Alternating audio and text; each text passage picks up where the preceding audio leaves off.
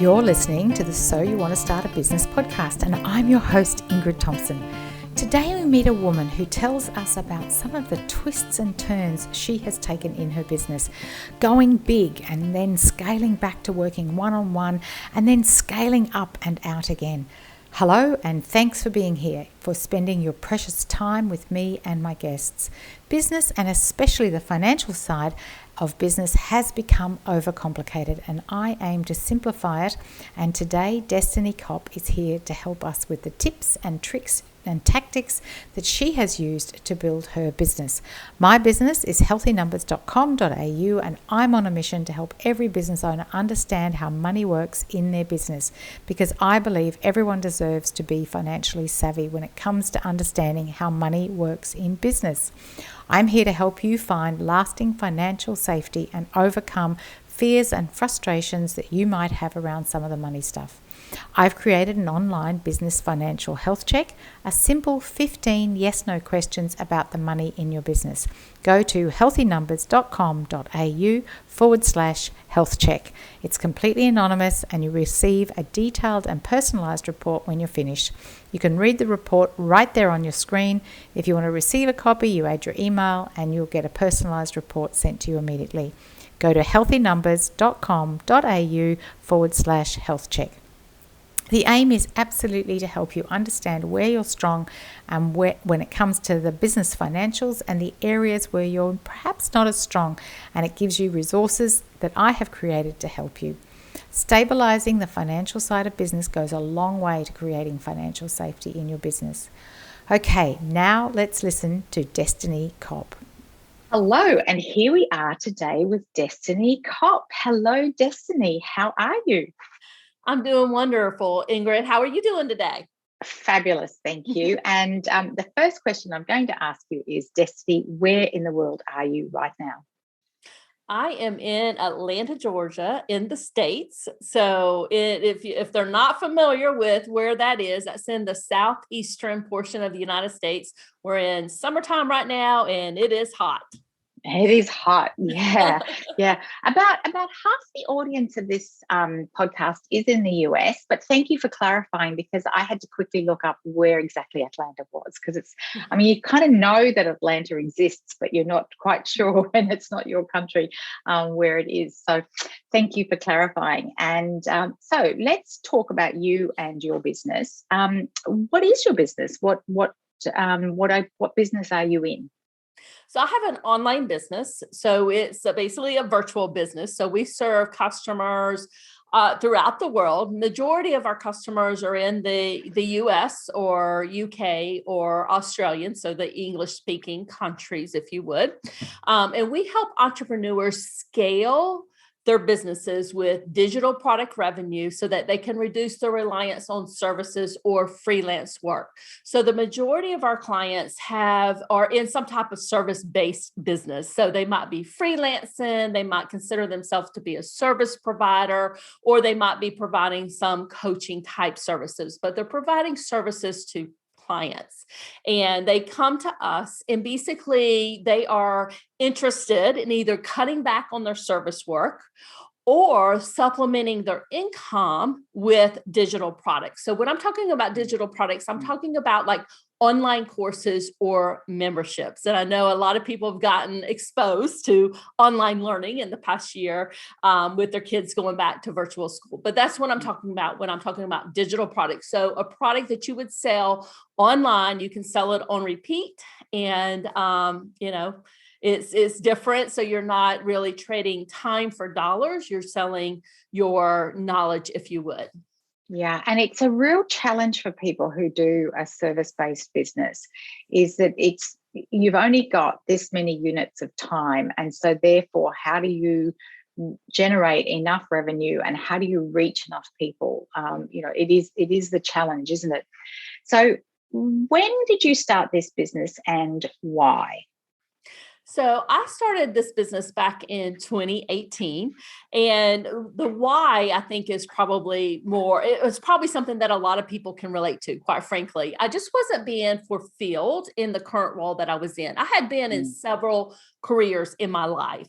I worked in corporate marketing, I worked in accounting and finance, and then I moved to work at a university. So I started as an adjunct faculty and kind of worked my way up. I was an assistant dean at one time, a program director, and finally an associate vice chancellor of academic affairs. And that's when I was just, quite frankly, I just wasn't challenged enough. And I was ready to start my own business. It had been on my bucket list for many, many years, as I'm sure a lot of people can relate to. And I was just at a point in my time, a point in my life where I knew that it was the right time. I was ready to take that step and move into entrepreneurship. And, also, I moved into, working online as an online business. And another reason why I did it is I just wanted that freedom and flexibility that you get with working online and being your own boss. And that's one of my core values in my business today, obviously with what I do and helping people get back that freedom and that time in their business. Yeah. And actually, there's two things I'm just going to thank you. That is a beautiful explanation. So firstly, you are Dr. Destini Copp, not I beg your pardon. I didn't actually, when you started talking about the university there, my apologies. I didn't respect that you are in fact Dr. Destini Copp. But what's interesting there is that you knew you wanted to start a business. And like so many people say, but what business will I start? And sometimes it takes those multiple experiences to actually bring you to a point where you go, this is the business that I am going to run. And then it's the right business, because I see a lot of people try this and then they try that, and it's it just doesn't work because they haven't got the right business. And then when you describe those different steps that you've taken, the corporate experience, the university experience, the finance experience, it's brought you to that point of this is the business for me, and now you can stick with this and bring this to fruition. So yeah, congratulations with that. And you've answered my next question about what did you want, is you wanted that freedom. And was there anything else you wanted from the business? Because, it's important that we get what we need from being in business, isn't it? Yeah, absolutely. Definitely the freedom, the flexibility was one of the reasons why I pursued this. But, I would also say I was looking for a challenge. I wanted to be absolutely challenged. And if I'm being quite honest here, I'll just go ahead and tell you, I don't have to work, right? I've had several careers. I've built up my retirement. I have a husband who supports our family. But I still want to work, and I still wanted that challenge in my life. The other thing that I didn't mention before is I truly enjoy helping people, right? I left a very high paying corporate job to go work at the university level to teach. And I love teaching. I love helping people. And I felt like with my online business, I could combine all of that together. Yeah. I could continue to help people. And that's something I'm extremely passionate about. And I enjoy doing every day. I love helping people and coaching them and working with them in their own businesses. Yeah, no, and I can hear you with the challenge, because, there's nothing quite like, and we'll talk about that in a little while, there's nothing quite like personal development, running your own business. It is quite different to being in somebody else's business, isn't it? And I've been reading a lot about the brain and how the brain works, and particularly for women. I mean, it's the same for men, but the more we use our brains to learn new things, the better it keeps all the synapses firing and it keeps the brain functioning. And so the challenge of learning how to run a business and all the aspects of it is actually what will keep us healthy brain-wise into our older age. So the challenge isn't just the satisfaction of kind of getting the things to fruition. We're actually physiologically helping our brains at the same time. And helping people is like, that's when you're in a service business, it's why you're in a service business, isn't it? I love what you just said about, and I honestly, I hadn't thought about it, but it actually does keep me going, right? That challenge, that mental capacity to try to keep pushing myself forward. And, I feel like I could do this business, even though in relation to some people. I probably started a little bit later in my life, right? So, but I feel like I could do it for the next 30 years, no problem, and just keep that mental capacity going. Yeah, I'm absolutely with you there. I'd say people, yeah. Okay, so I want to know, one of my favorite questions in this series of questions is, when did the business feel real? So, and that, for everybody, that's a different point. So you'd had all this different experience of teaching, of being in corporate, of doing marketing and things. So you've had a lot of corporate business experience. When did Destini Copp's business feel real? So that's an excellent question. And I would say that it felt real to me when I pushed publish on my website. So I spent a few months initially, basically kind of developing my marketing plan, developing what we call the ICA, or ideal customer avatar, really figuring out who I was going to serve, how I was going to help them. So the first thing I did was started my website and started my email list at the same time. So I developed the lead magnet, started my website. When I launched my website, I already had content on it. So I started blogging initially, eventually started podcasting too, but initially started blogging. So when I hit publish on my website and basically announced to the world that this is my business, that's when it felt real to me. Yeah, that is such a great answer, isn't it? It's like, okay, world, here I am. Fantastic. And that was hard, just so you know. That was a hard thing for me to do, even though I felt like I was extremely experienced, extremely knowledgeable, right? I had a marketing background, but just pushing that publish button and letting your friends and family, you just feel vulnerable, right? And letting them know that was it. This is it. This is what I'm doing. Whether I win or fail or whatever, this is still what I'm doing. This is what. So did you have a few false starts? Did you go, okay, it's going to be tomorrow? Okay, no, it's going to be tomorrow, or it's going to be this afternoon. Did you do a bit of that, or were you absolutely, this is the day I'm doing it, and you pressed it? So when I launched my website, that was the day, that's the day. But, false starts. One thing I would say, I've definitely had some twists and turns and things that I've done wrong, quite frankly, or made mistakes on. From that perspective, it's been bumpy. But when I initially launched it, that was the day that I launched. That was the day. Well, while you're mentioning bumps and twists and turns, if there was something that, because it's a question for later, but I'll ask it now, if there was something you would have done differently, what might you have done differently? So here's what I personally would have done differently. And I tell everybody that I'm working with today that want to launch online courses or memberships, they know that that's what they want to do in their business. And I knew initially that's the kind of business that I wanted to do, right? Yeah. And I think if I had to do it all over again, I would have started services earlier than what I did, or offering services earlier than what I did. Because I think when you're a freelancer or when you're a service provider and you are working with clients one-on-one, you might have a retainer type service, or they're paying you to do some type of service. You get to know your ideal customer so much better than if you are just doing a survey with them, or sending out a survey monkey, or you're getting on a Zoom call with your ideal customer and asking them questions. Nothing compares to actually working with your clients one-on-one in service type work. So I would say if I had to do it all over again, I would have started that earlier in my business than what I did. And then, eventually pivoted into online courses and membership, which is what I do today. And I don't offer any services today. But, that's what I would have done differently. That is so insightful. And if you weren't paying attention, listener, just go back and listen to that again, because what Destini has said there is so interesting.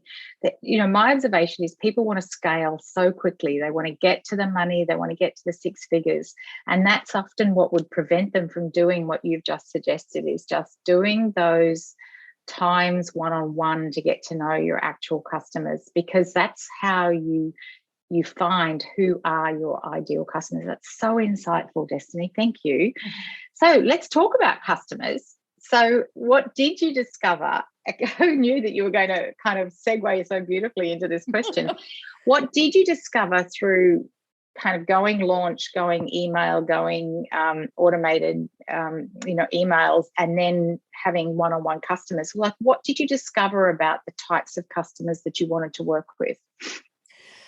So basically, and I'll kind of walk you through. It's a little bit of a twist, honestly. Okay. So I started out helping people create and launch online courses, which, yes, I absolutely did, and that was successful from that standpoint. But what I realized is, with the kind of business that I wanted to have and scale it, there were things that they needed help on that I could not help them on with that point in time. Yes. So I felt like I needed to take a step back and learn the industry a little bit more. And one of the things that I did and started offering services in was Facebook and Instagram ads and creating sales funnels. So I took a step back and added those services to my portfolio. And I'm so glad that I did. Now, I don't offer those services today, but I did, take a step back and offered those services. I had, retainer clients that were paying me, $2,500 to $5,000 a month. So it was a substantial service type based business. And I learned so much by going through that, which helped me kind of create the business and the portfolio of products that I have today. So that was kind of a sidestep that I took in my business, but it helped me kind of round out my portfolio, if you would. That's so interesting. And, even if we think about that being 2018, 2019, and here we are 2-3 years later, how much this has all shifted in that time as well, like what you were doing and what you were offering and how Instagram and Facebook were working. Instagram wasn't even back then what it is now, and how Facebook has changed and the rules and the way it all works. That's so, so interesting. So how do you find new customers now? Like, how do you find customers? That's a great question. And one of the things that I have placed a lot of emphasis on throughout the past few years, which is, I think, helped me to get to where I am today, is I've placed a huge amount of focus on SEO in my website. So I've used Pinterest to do that. I've used blogging to do that. I've used my content marketing with my podcast to do that. And basically I focused a lot on getting my website built up. So I had a lot of organic traffic coming to my website. So that has definitely helped me. Like, for instance, this weekend, somebody had contacted me. They had a question about something that they had found on my website. And I was just curious, because I always ask people, where did you find me? They're like, I did a Google search and found you from that. I said, okay, that's great. And obviously you can get some of that from your Google Analytics. So, people, how they're finding you. But that is one of the things that I have focused on. And any new business owner, I would recommend that they place a lot of emphasis on their own website and the things that they own, their email list and their website, and not worry so much about, their Instagram followers or their LinkedIn followers or the likes that they're getting or the comments that they're getting, because at the end of the day, your website and your email list is what's going to make you the money. Yeah. And that's because it's yours as well, isn't it? It's your asset. Absolutely with you there on that one. The other's important, but that SEO and your own website and your own email. Just out of curiosity, in general, when you send an email to your clients, how frequently do you send emails to them? So there's a lot of different philosophies about this. Some people will say you need to send it, at 9 a.m. every single Thursday. That's, you just need to get on a schedule so that they know that they're getting an email out from you. What I do, I take a little bit of different approach, and I send out emails whenever I feel like I have something important to share. So, it's a little bit different. Now, I do send emails out on a fairly regular basis. So I don't go a whole month not sending an email out. I don't do that. I would say on average, I send about 4 a month. Now, if I'm going through a launch or I have a virtual summit that's coming up, they're going to get more emails from me, right? And if you're going through one of my sales funnels, right, you're signed up for a free gift or whatever, you're going to get, more emails from me. But in terms of a broadcast email to my email list, I would say an average of 4 a month, but I don't have a set schedule. It's just really based on when I think I have valuable information to share with them. Very nice. I thank you so much for sharing that with us, because, everybody's got a different philosophy, haven't they? And depends a lot on your business as well. Like, what is the content that you're doing? Okay, let's talk about money, because that's one of my favorite subjects. And I think it's the reason a lot of people do what they do, as well as the freedom and the helping people. But, in order to be a business, it needs to be money is involved in that. So you talked earlier about, making some choices about how you earned money, but how did you come to an agreement or an internal kind of idea that this was going to be viable, that you were going to be able to make money from it? And how do you think about pricing? So I know that, pricing, some people can have a pricing block, in terms of how they're going to price their services. They get scared on, will people think this is too high? Will they not buy it because they think it's too high? And really, I think when I have gone out and priced my services, whether it was a retainer client that I was doing for Facebook and Instagram ads, whether it was a sales funnel that I was going to build for somebody, I looked at a couple different things. One, I looked at the competition, because I think it's important to understand. You're not necessarily going to copy them, but I think it's important just to understand what are the industry average. What would the typical Facebook ad consultant or the sales funnel strategist, what would they typically charge for something like this? And then I would look at what is the value that I'm giving to that client? What are they going to be able to do with this? What value is that bringing into their business or into their life? So that was very important to me. The other thing I was looked at, is what am I willing to do this for based on the time, right? Because I am extremely careful about the time, and I want to make sure that I'm getting paid what I'm worth for my time. So that was also very important to me. So I would say those were the 3 things that I looked at when I was pricing services out.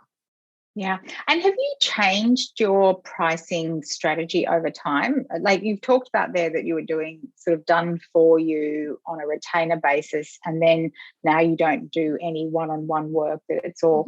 So has that kind of shifted how you think about pricing? Yeah. So what I have today, I have a membership. So it's a monthly kind of recurring revenue business model, which is maybe another discussion, because I felt that was very important, that I wanted to move to a different business model in my business. So I made that conscious decision. I did a lot of research before I moved to this business model. So yes, from that perspective, I've definitely made some twists and turns in terms of my pricing. And quite frankly, also, if we're being honest here, made a conscious decision to reduce my revenue in my business to build up the other side of my business, which is the membership, the recurring revenue part of my business. But I consciously made that very strategic type decision in my business. Yeah. And sometimes we have to, don't we, say, okay, this is what it's going to cost to, like, this is the revenue that I need to make in order to make this next section work. So in terms of other people to help you, in terms of the expenses that you have in the business, a lot of us run businesses from home, sort of, as long as you've got decent internet and a computer, you can do what you do, because a lot of what we're doing is actually our thinking. And, are there other people in your team? How did you bring on team? Who else has helped you? Because there's a lot to do when you're running a business. How did you manage all of that? Yeah, so I have a business manager who works for me, and she helps me with a lot of things in my business, whether it's blogging that we're doing, the content marketing. She does a lot on the podcast. So there's no way I could do it all by myself. So she works pretty much full time. I let her kind of decide what her schedule is going to be. And sometimes she has things come up, but she pretty much works full time in my business. So, that has been extremely helpful to have her in here. And I couldn't do it without her. Yeah, no, fantastic. Thank you.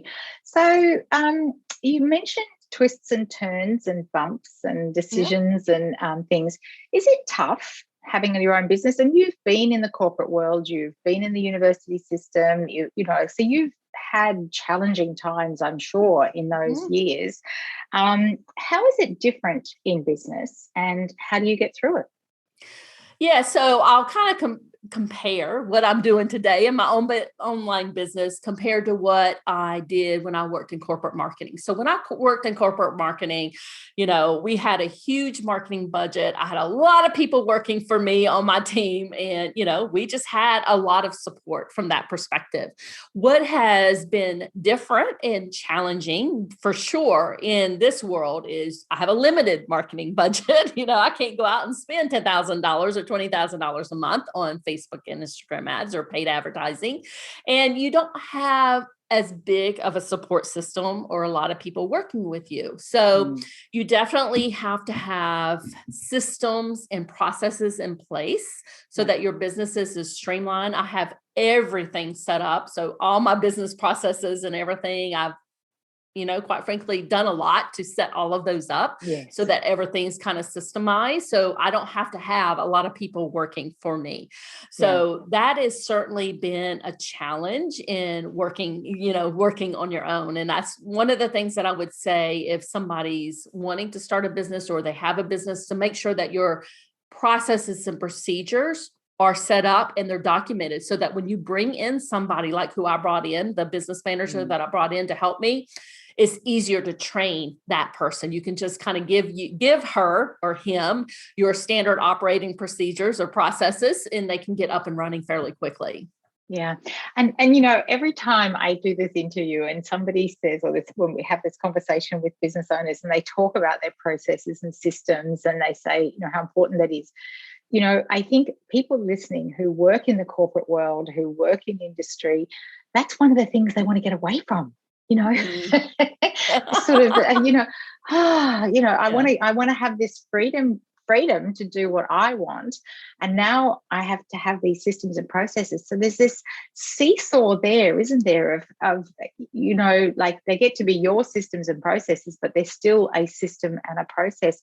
Can you talk a little bit about that? Because having the deep corporate experience and a university, the education system has very fixed ways and set ways of doing things. And then how do you get the freedom in your own business when you have to have systems and processes?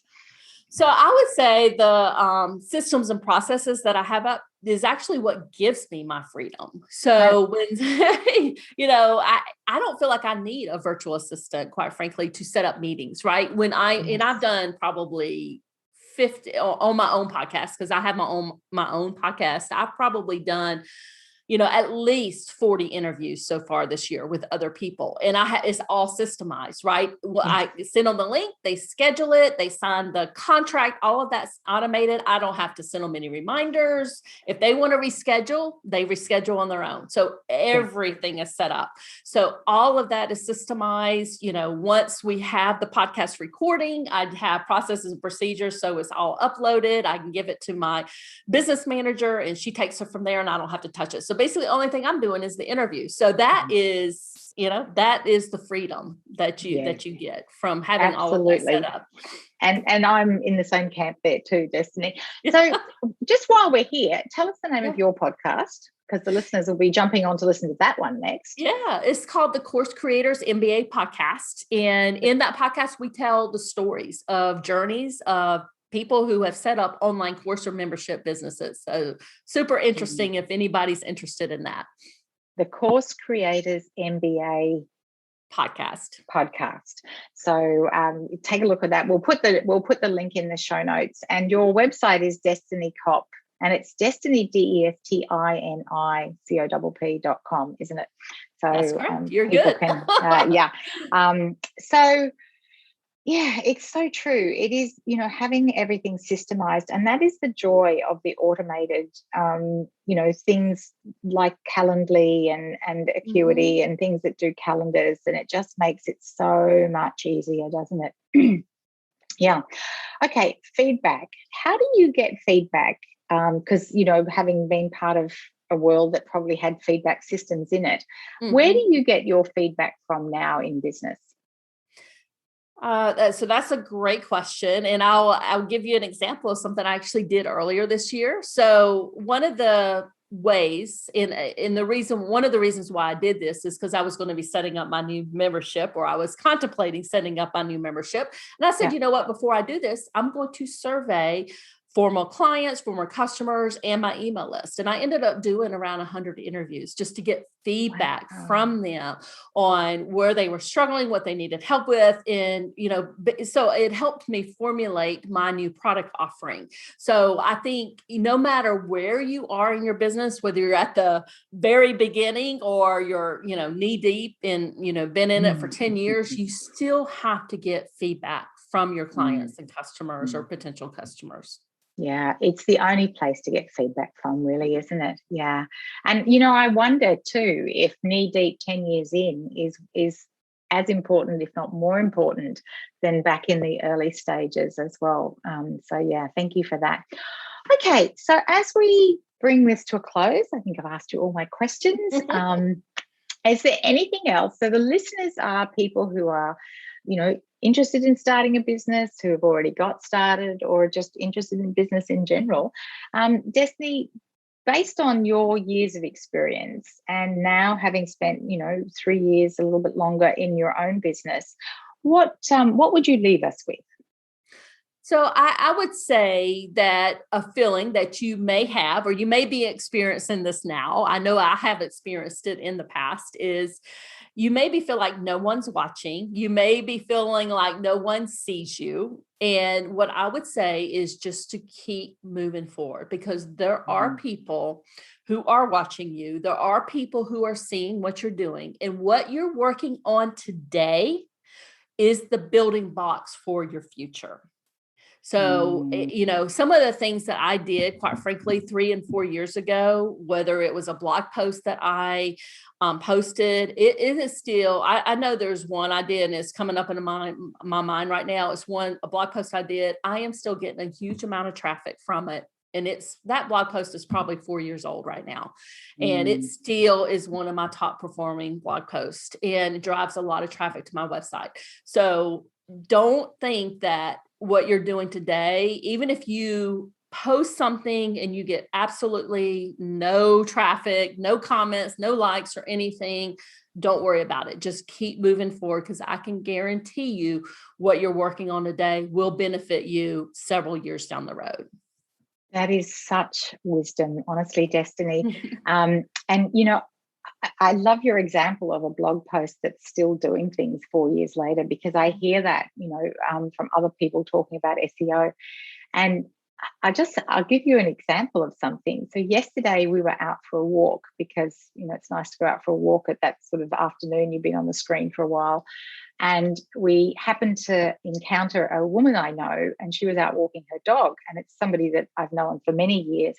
And she said, "Oh, Ingrid, I love that thing you just posted. I love what," she said, "I'm going to come back and comment on it at some point." And, people, I love what you said. People are seeing what you're doing, even if you don't know they are. That's right. I think that's she wouldn't have said that to me if I hadn't happened to bump into her. She'll never go back and comment on it. But, people are seeing what you're doing. I love that you've reminded us of that. So, yeah. And so keep moving forward. Believe in what you're doing. Thank you so much, Destini. That's such a lovely point to finish it with. Thanks for your time. Anything else that I haven't told them about? That I need to tell them about? I think we're good. Feel free to listen to my podcast or go to my website if you'd like more information. Happy to help. And particularly around that whole idea of, creating an online course, helping to create some digital products for your business, because it really is something that people are looking for, how to do that. So thank you, Destini, for what you're doing in the world. Thanks for having me. I enjoyed being here.